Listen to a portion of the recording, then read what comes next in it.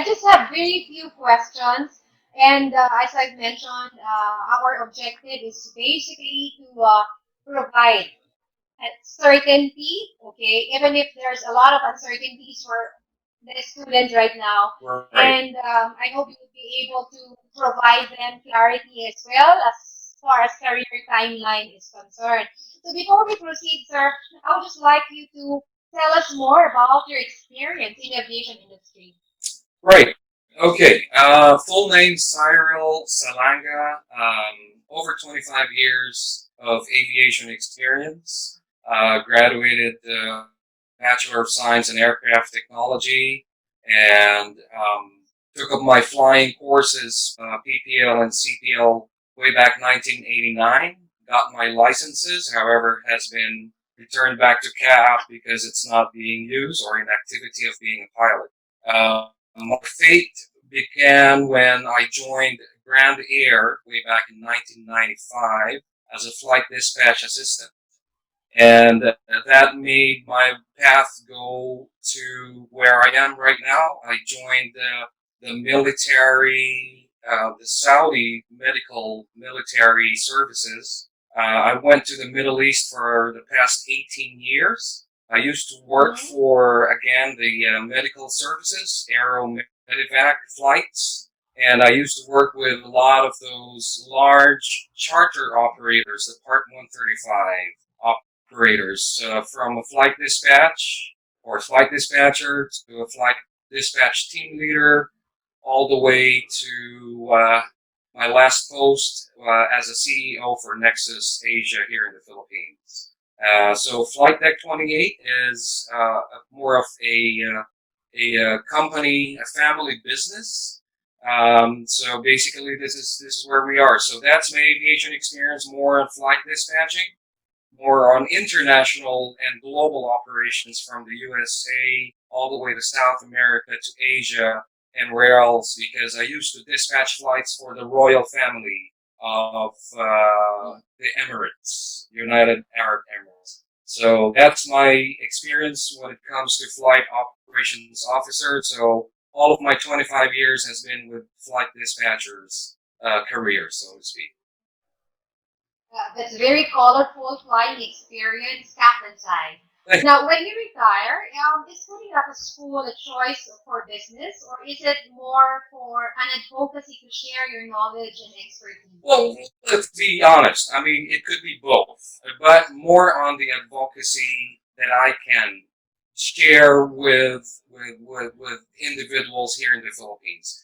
I used to work as a flight dispatcher here in the Philippines for maybe less than 2 years, and I've seen our tools are we're very limited to. When I went abroad, I saw the daylight. I'm like, wow, this is for real. This is where the real flight dispatching is. Nothing against the Philippines. It's not about that. But in abroad, they don't care about the cost.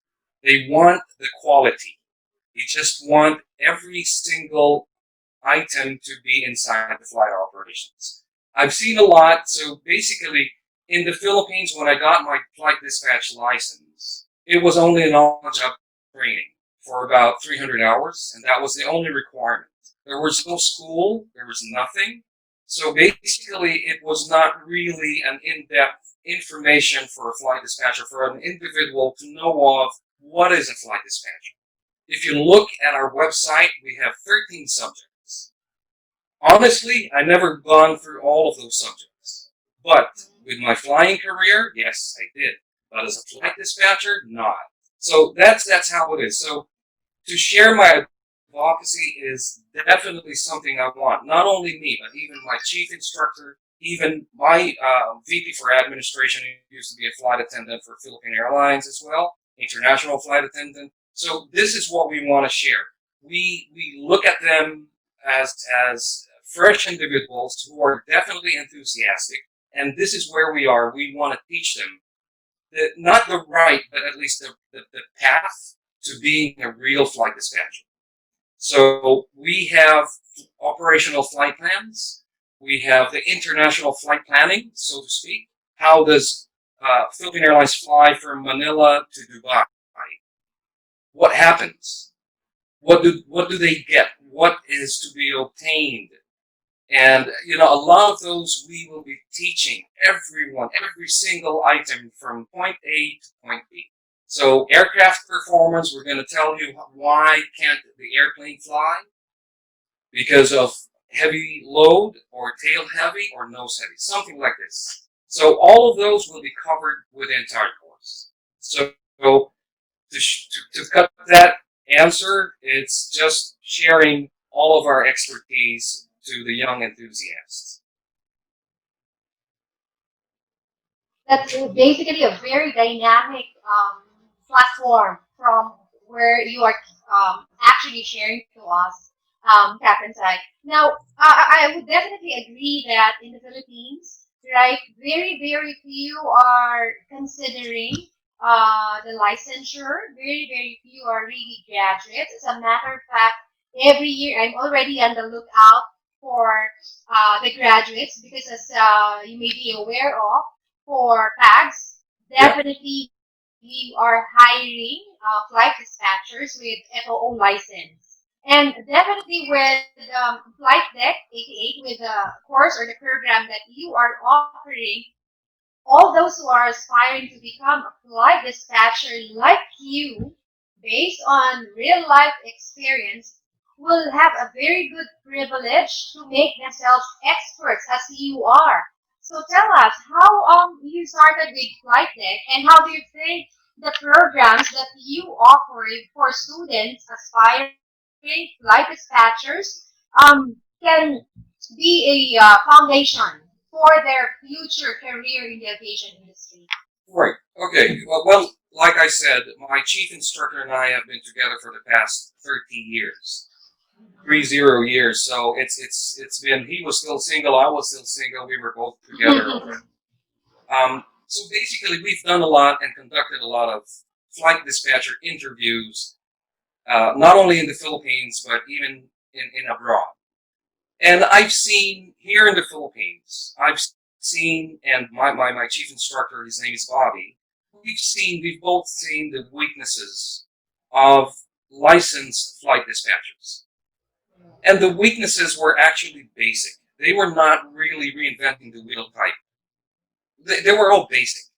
So we both sat down one day over dinner, and we're like, hey, you know what? What do you think if we put up a school, an academy? And of course, we both said that's a good idea. But let me look, of course, myself as the owner of Flight Deck 28. Myself, I'm like, okay, let me see the figures first, because it's not easy. We're not going through DepEd, we're not going through CHED, we're going through CAAP with CAP. Let's see our connection, so at least we know the proper flow and all that. And it all began just like over dinner, saying, let's do this. And like I said, it's more of a family business. My daughter was interested, my wife was interested, everybody was interested, with all in collaboration of our aviation experience. We're an average about 40 years of aviation experience. So that's the reason that made me push myself. I'm like, there we go.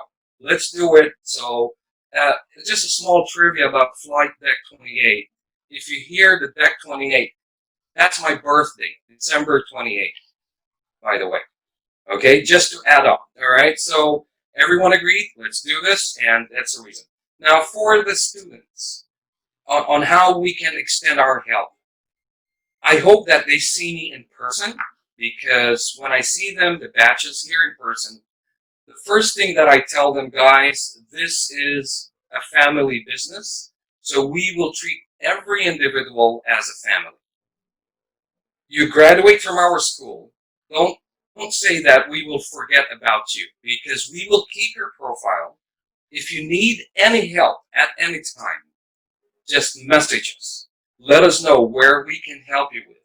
Our graduates right now are of course, before the ECQ, they were with AirAsia, because we know the director for flight operations of AirAsia, whereas we asked them to please, can you accommodate Flight Deck 28 as OJTs? They never said no. They said, by all means, send them over here. That's We've great. heard a lot of positive feedback from the actual employees of AirAsia to our students. And they said, you guys know a lot. You guys have been taught well. So this is what that's my plan. Not a plan. That's what I have.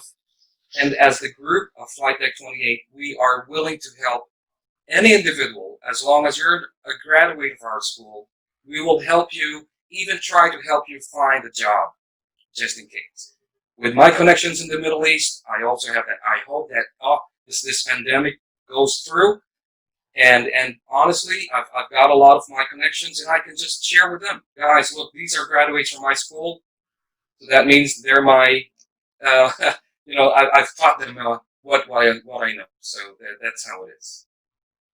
That's really unfair. So meaning to say your students when they enroll, when they finish or complete the course, meaning to say you provide employment assistance as well, apart from of course acquiring their license, and that's a big help for students and for the graduates, right? Absolutely, Now, absolutely. right. Now, sir, do you specifically require an undergraduate course before they become a flight dispatcher or before they enroll into Flight Deck 88 for a basic prerequisite for licensure exam?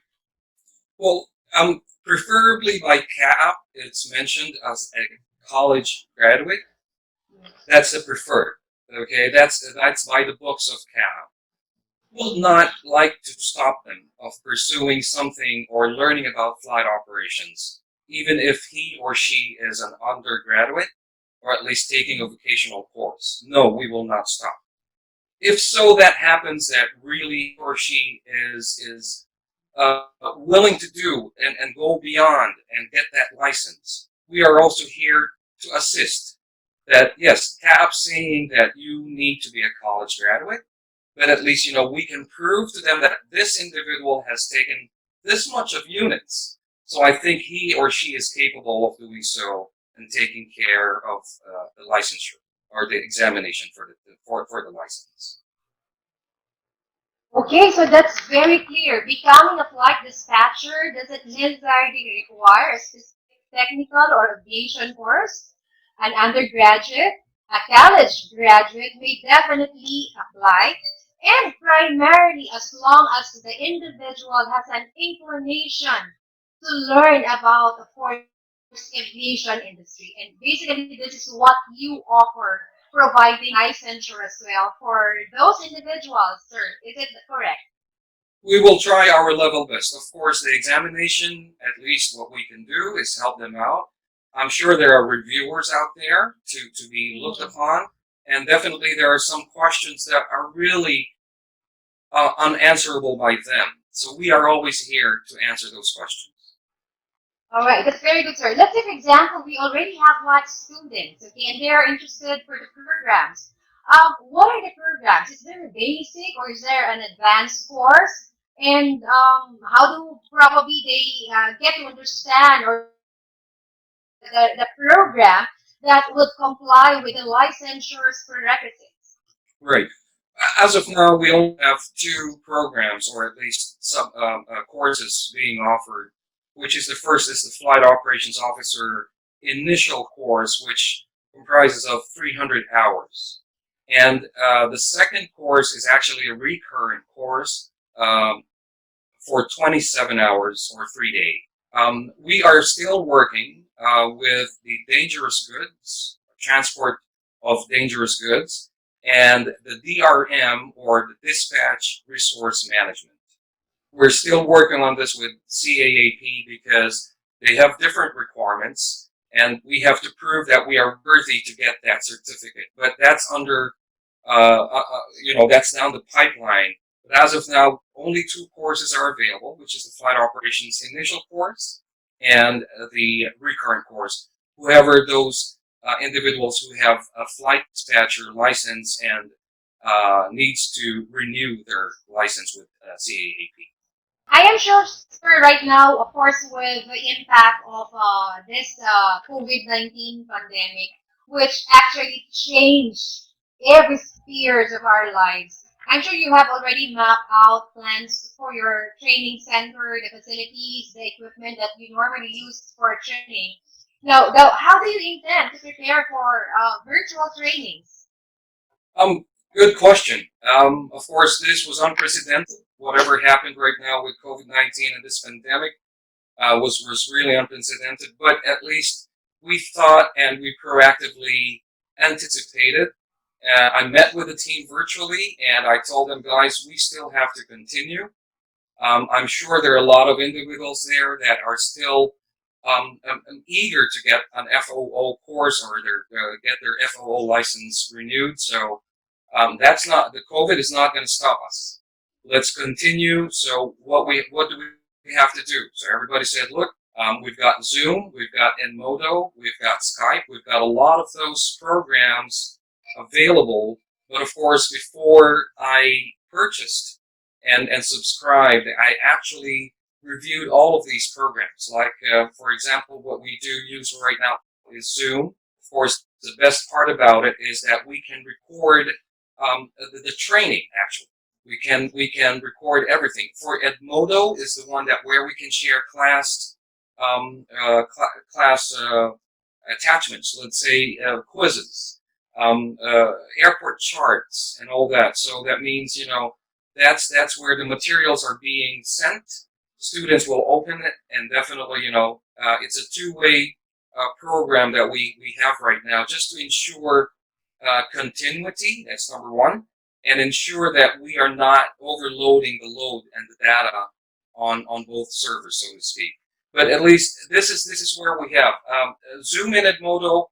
They're very well known right now, online tools for virtual or e-learning. So this is what we have right now. Aside from that, our instructor, our chief instructor, and some selected staff are, we're conducting the classes still in the school, unless otherwise we go back to ECQ. But since we're still under GCQ, we will continue to show professionalism, to show even the classroom, so to speak, if they want to see the classroom. And so that's how it is. We've carefully prepared, and definitely this was also shared with the CAAP, and they just said, yes, of course, we've got your programs up and running, so we allow everything for you and approve you. Very nice to hear that. So basically, FLIGHTDECK28 is very much ready for virtual training, and all programs can be blended as well, can be conducted in classroom, considering that we are on GCQ. Yes. Exactly. And of course, you already have as well. You are ready for online training. We have Zoom. You have mentioned Edmondo.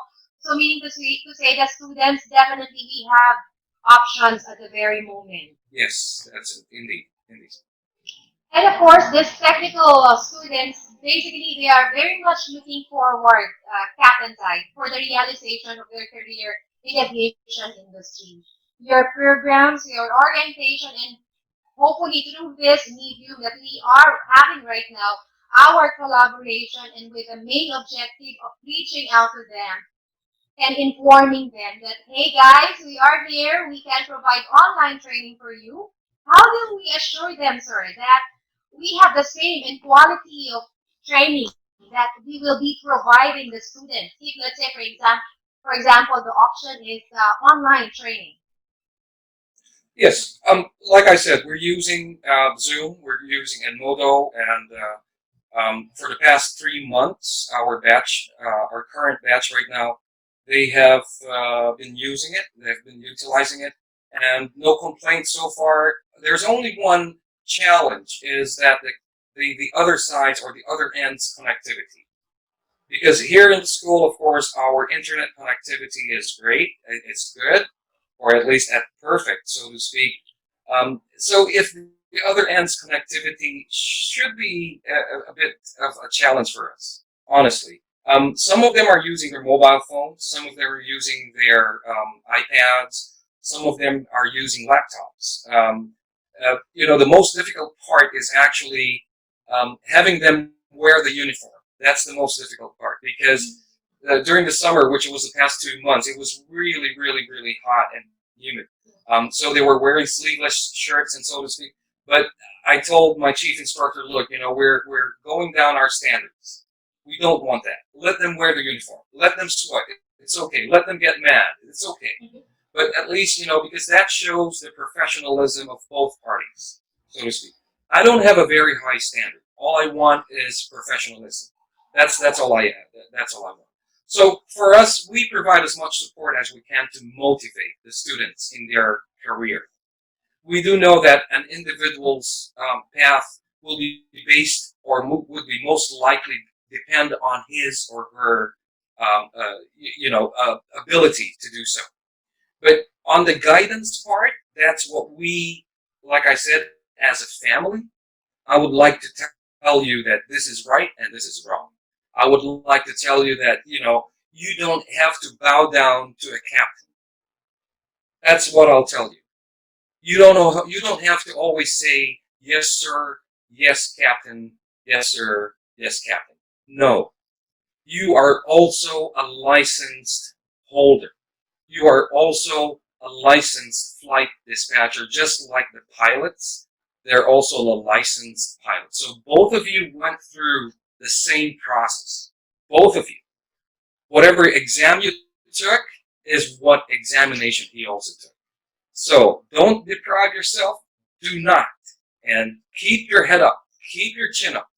Because we are both human beings. We are all human beings. We both have the same license, and we did not pay for that license. That's what I want to tell the students. Yes, so, definitely, because we understand, sir, that especially for the flight dispatch, it is not an easy function. They really have a big role in the operation.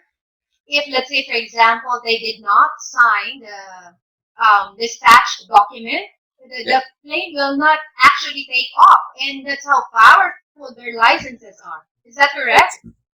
That is entirely correct. That's correct. It's both understanding and approval and acceptance of a flight dispatcher and the captain of the flight. This is most important. Both have to sign, both have to agree, and both have to comply with the rules and regs. That would definitely speak of the authority level of becoming a licensed flight dispatcher.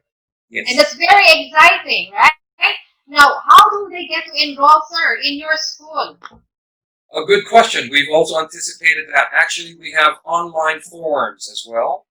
All they have to do is just fill it up. These are all PDF editable forms.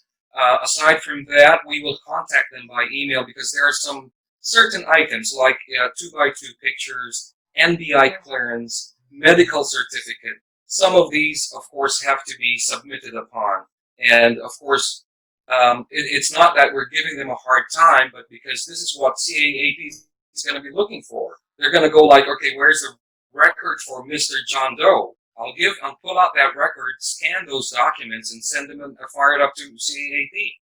So all of these can be done online. There is no physical contact, no need. Of course, once an enrollee is interested, or at least an individual is interested, we'll send all these forms. Once it's filled out, we'll be giving them also our bank account details just to do the money transfers, wire transfer, so to speak, or maybe by GCash. And we've got some materials for them, like a flight computer, a mug, their T-shirt, their uniforms. We can send those over instead of letting them go to the school. We can send them via Lalamove or at least by Grab, at least just to avoid the physical contact, so to speak. But whatever, if these individuals are much interested to see the school, they are most welcome. But we try to limit at least one individual per hour, at least just to see the facility, because this is also my marketing, the facility itself. It's nothing like the others who only have that on a virtual basis. No, what we are is who we are. So whatever picture that you find in our website is the actual school, is the actual academy. So let's try to avoid those physical contact. And we've, like I said, we've prepared that. I'm sure these individuals will not be living so far from Metro Manila, unless otherwise they're from Cebu, or at least from the south to the north. But yeah, that's how we'll deal with the online application. That's amazing. That only proves that you're really ready online, and even the application and enrollment process online. So you're ready for the new normal scheme, right? And of course, I'm sure a lot of our students aspiring to become a flight dispatchers would like to hear final words from you on how we can better help them to become a license or to acquire the FOO license, sir. Well, number one, if you want to become a flight dispatcher, we're the school to go to.